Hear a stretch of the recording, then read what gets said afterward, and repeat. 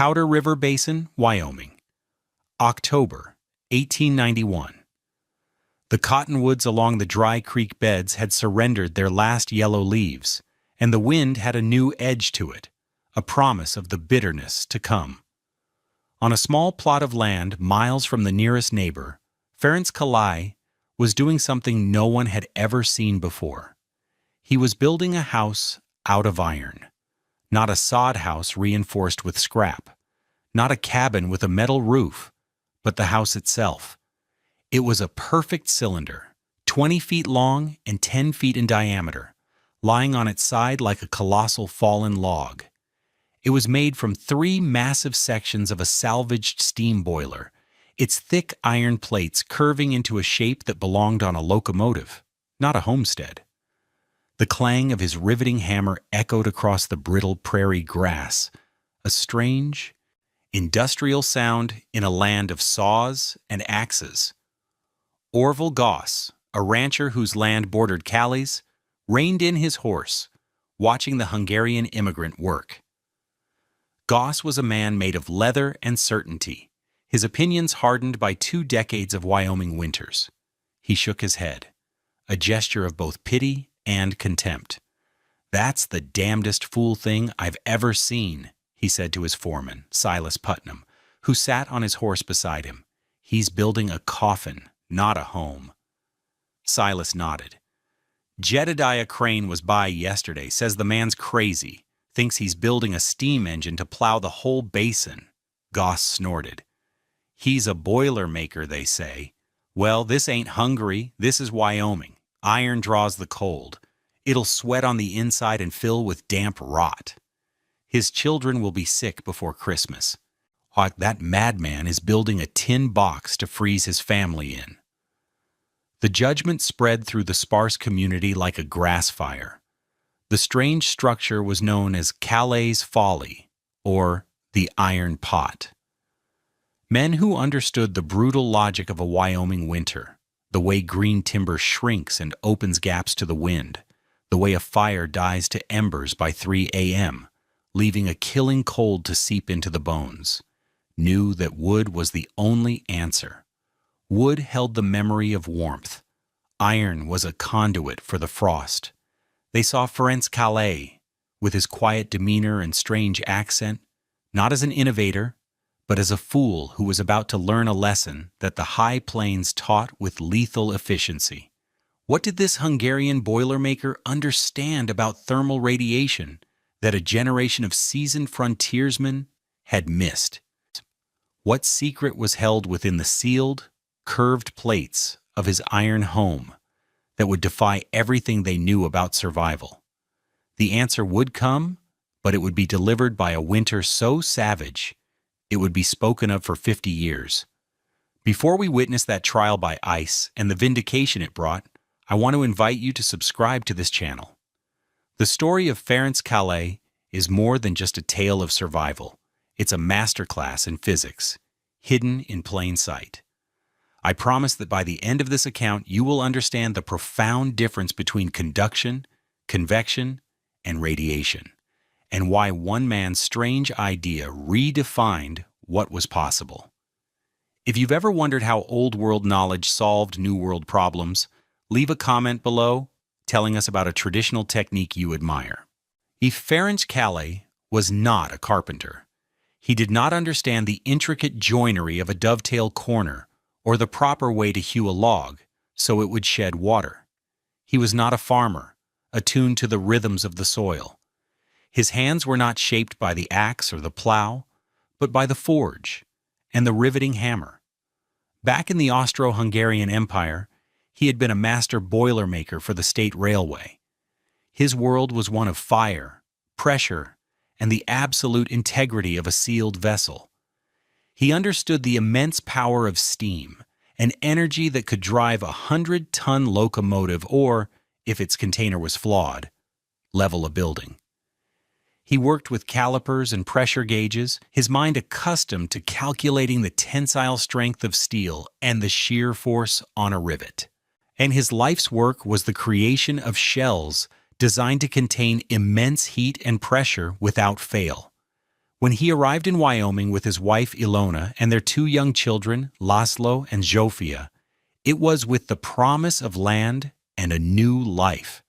He brought with him his tools and his knowledge, but he found little use for a boilermaker in a land of cattle and timber. He did what he could, taking on repair work, but he was an outsider, a man whose skills seemed alien to the frontier. He built his family a standard log cabin that first year, just as his neighbors advised. He used green pine, the only timber he could afford, and haul himself. The construction felt clumsy to him. The joints were imperfect, the chinking a mixture of mud and grass that seemed primitive compared to the lead-caulked seams of a firebox. But that first winter was a nightmare of shivering misery. The green timber, felled in the summer, began to dry and shrink in the arid, freezing air. Gaps appeared in the walls. As the logs contracted, thin cracks that whistled with a constant, malevolent draft. The door frame, once square, racked and twisted until a half-inch gap opened along the latch side. At night, Ferenc would stuff it with rags, but the wind, fine as powdered glass, would still find its way through. The cold was a physical presence in the cabin. Ilona kept a pot of water on the stove, not for tea, but so its steam would add a little moisture to the painfully dry air, yet the windows remained coated in a thick, opaque layer of interior frost. The real trial began after midnight. The stove, no matter how much wood they fed it, could not keep up with the heat loss. By 3 a.m., the fire would burn down to a bed of dying embers. The temperature inside the cabin would plummet, matching the single-digit temperatures outside.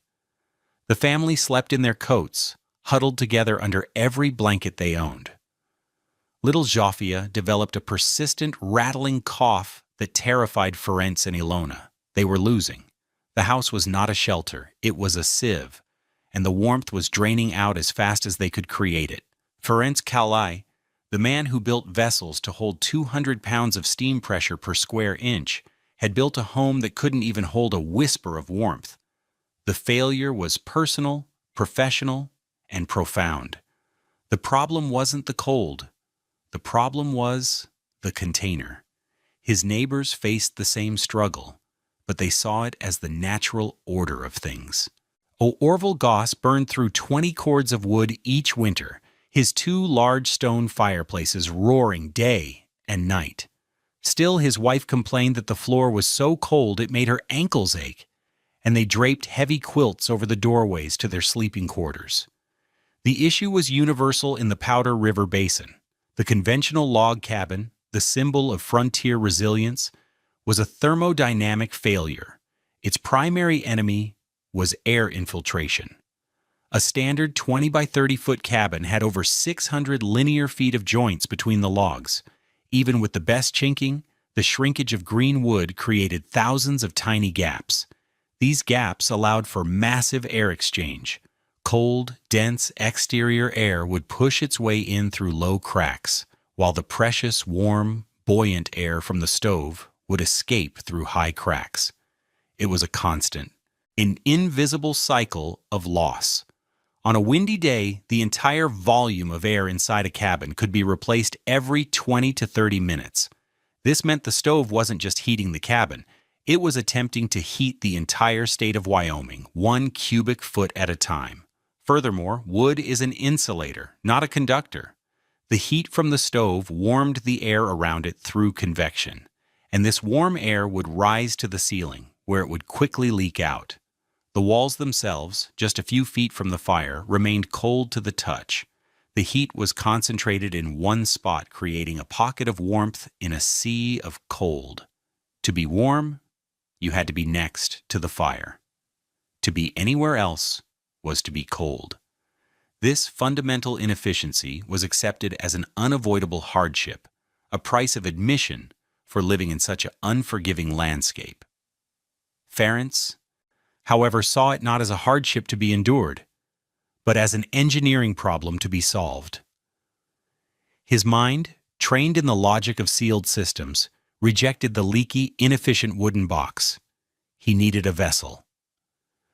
In the spring of 1891, he learned the railroad was replacing a section of boiler pipe and scrapping the old material. He bought 3 10-foot diameter cylindrical sections for pennies on the dollar. He spent the summer hauling them to his property on a borrowed wagon, a Herculean task that only reinforced his neighbor's belief that he was mad. The construction began in September. He laid a foundation of flat river stones, meticulously leveling it. Then, with a system of levers and rollers, he and Ilona maneuvered the first iron section into place. He spent weeks aligning the 3 cylinders, their flanged ends overlapping. This was where his true craft began. He built a small, portable forge. Heating rivets to a glowing orange red, he would toss them to Ilona, who would catch them in a bucket and place them in the pre-drilled holes. Ferenc, inside the cylinder, would brace a bucking bar against the rivet head while his son, 12-year-old Laszlo, hammered the tail on the outside, forming a perfect, mushroom-shaped head. The process was slow, methodical, and deafening. Clang, clang, clang, the sound of the future echoing across the prairie. As the rivets cooled, they contracted, pulling the thick iron plates together with thousands of pounds of force, creating a metal-to-metal seal that was virtually airtight. He then caulked the interior seams with lead wool and coated the exterior with a thick layer of black pitch. Used the same material used to seal the hulls of ships.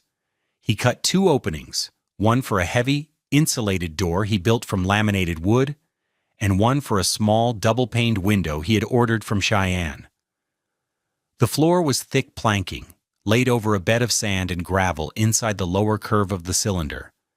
At the far end, he installed a small, efficient cast-iron stove, venting its pipe directly through a sealed flange in the iron wall. Orval Goss rode over during the final stages. He watched Ferenc fitting the stovepipe, his face a mask of disbelief. "Callie," he said, his voice heavy with unsolicited advice. "I'm telling you, this is a mistake. When that stove gets going, the warm air inside will hit that cold iron. It'll weep. Water will be running down the walls day and night. It'll be like living in a spring thaw. You'll sicken in that tin box from the damp." It was the most technical objection anyone had raised, and it was a valid one. Condensation, the sweat Goss described, was a real danger. Ferenc paused, wiping his hands on a rag. He looked at the rancher, his eyes calm. He didn't argue, he didn't defend. He simply said, "The iron will not be cold." He then turned and went back to his work. The mockery lasted for a season. The validation would last a lifetime. To understand why Ferenc was so confident, one must understand the physics he knew in his bones.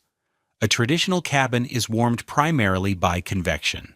The stove heats the air, and the air circulates. But Ferenc's design relied on a much more powerful and efficient form of heat transfer: thermal radiation. Everything with a temperature above absolute zero emits thermal radiation, which is electromagnetic energy, mostly in the infrared spectrum.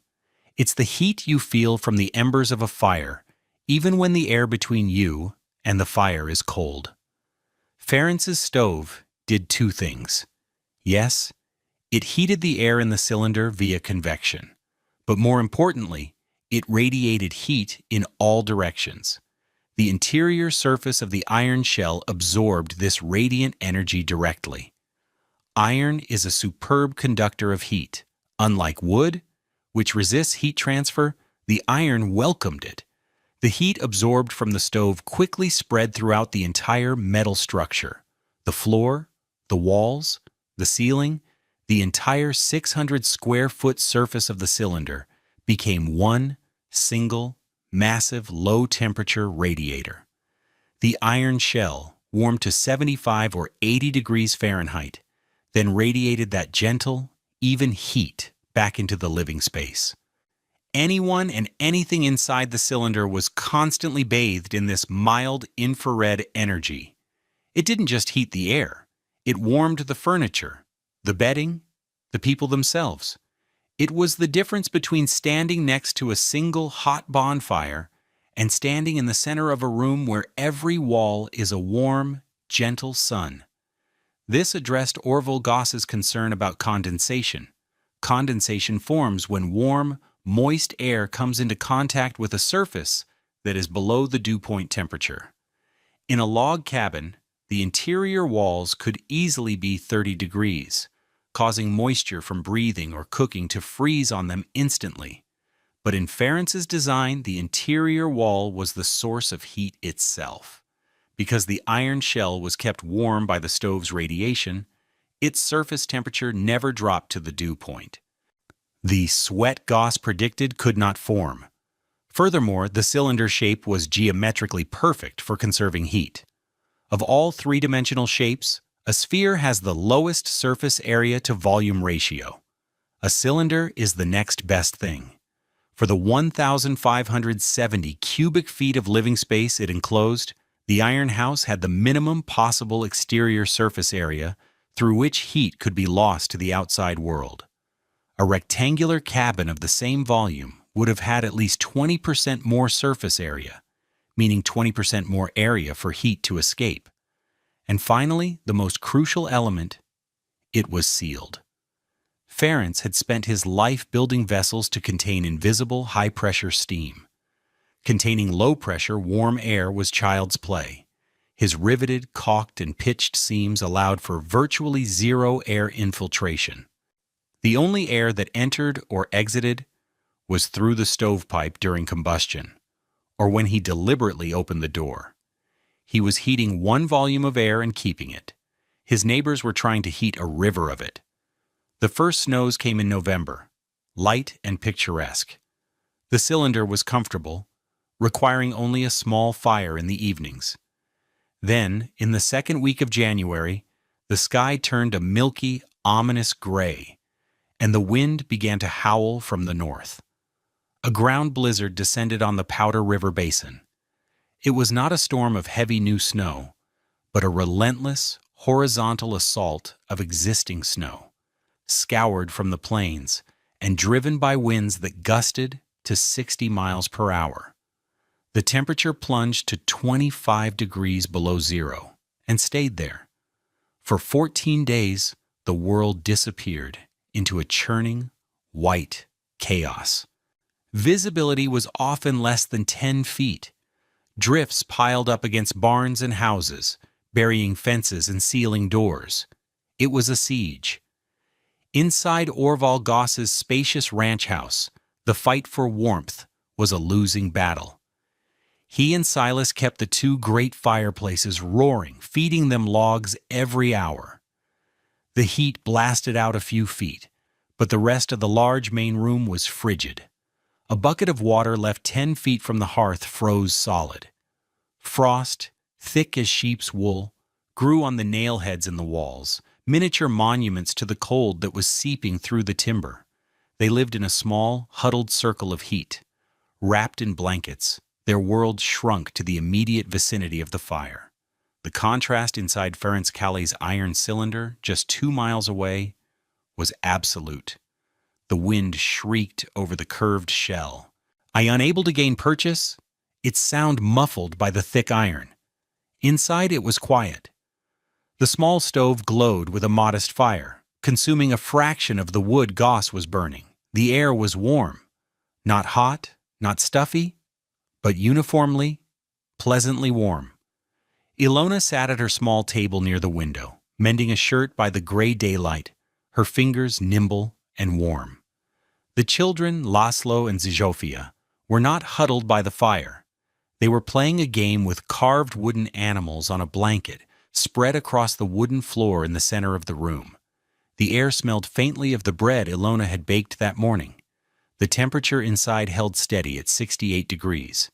It was a small bubble of domestic normalcy protected from the Arctic fury outside by a thin, curved wall of iron and one man's understanding of physics. On the 9th day of the blizzard, Orville Goss faced a crisis. He needed to check on a herd of pregnant heifers in a north pasture, worried they had not found shelter. The journey was perilous, but the potential loss was too great. He and Silas saddled their hardiest horses and rode out into the blinding white. They found the cattle huddled in a ravine, alive, but miserable. On the way back, the storm worsened. The wind drove the snow with such force it felt like sandblasting.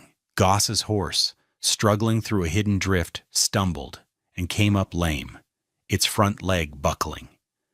He was still a mile from his own ranch, disoriented in the whiteout. He knew, with a sudden, cold certainty, that he was in mortal danger. A man on foot, in these conditions, would not last an hour. Then, through a momentary lull in the blowing snow, he saw a dark, curved shape. Callie's Folly. It was the closest shelter. Leading the limping horse, he fought his way toward it, the beast groaning with every step. He reached the cylinder and pressed himself against it, hoping to use it as a windbreak while he decided what to do. He braced for the brutal, life-sucking cold of wind-chilled iron. He felt a deep, steady, impossible warmth. It radiated through his heavy coat, a gentle heat that felt like a midsummer sun. He stared at the dark metal in disbelief. He pulled off his thick glove and placed his bare palm flat against the iron. It was warm. Not hot, just warm. All around him the wind was a physical blow, the temperature a killing frost, and yet this wall was a source of life. He looked down. Around the base of the cylinder, where the iron met the snow, there was a narrow, melted gap. The snow that hit the shell did not stick. It vanished on contact. Every other surface in the world was buried in white, but this iron pot was shrugging it off. The gulf between what he knew and what he was feeling was too vast to cross. His certainty, built over 20 years, shattered in an instant of tactile proof. He stumbled to the door and banged on it with his frozen fist. The door swung open, and Ferenc Calais stood there, silhouetted against a calm, warm light.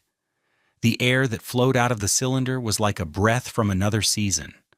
Goss, his face rimmed with ice, his beard frozen solid, could only stare past him at the impossible scene within. The children playing, the woman sewing, the quiet peace. "My horse," Goss stammered, the words catching in his frozen throat. "It's lame." "The storm." "Bring it to the lean-to," Ferenc said, his voice calm. "Come inside, both of you." Later, sitting at the small table with a mug of hot coffee warming his hands, the roar of the blizzard reduced to a distant hum, Orville Goss looked around the small space. He saw no signs of hardship, no frost on the walls, no huddling, no desperate feeding of the fire. He looked at the Hungarian boilermaker, a man he had openly mocked as a fool. He shook his head slowly, a gesture no longer of contempt, but of profound, ungrudging awe. "Ferenc," he said, his voice quiet, "you didn't build a house. You built a summer day and sealed it in iron." When the blizzard finally broke, the landscape that emerged was one of devastation. Several homesteaders had lost nearly their entire herds. There were stories of cabins where the ink froze in the inkwell and bread froze on the table. But the story that traveled fastest was that of Orville Goss and the impossible warmth of Callie's Folly. Goss became Ferenc's most ardent advocate.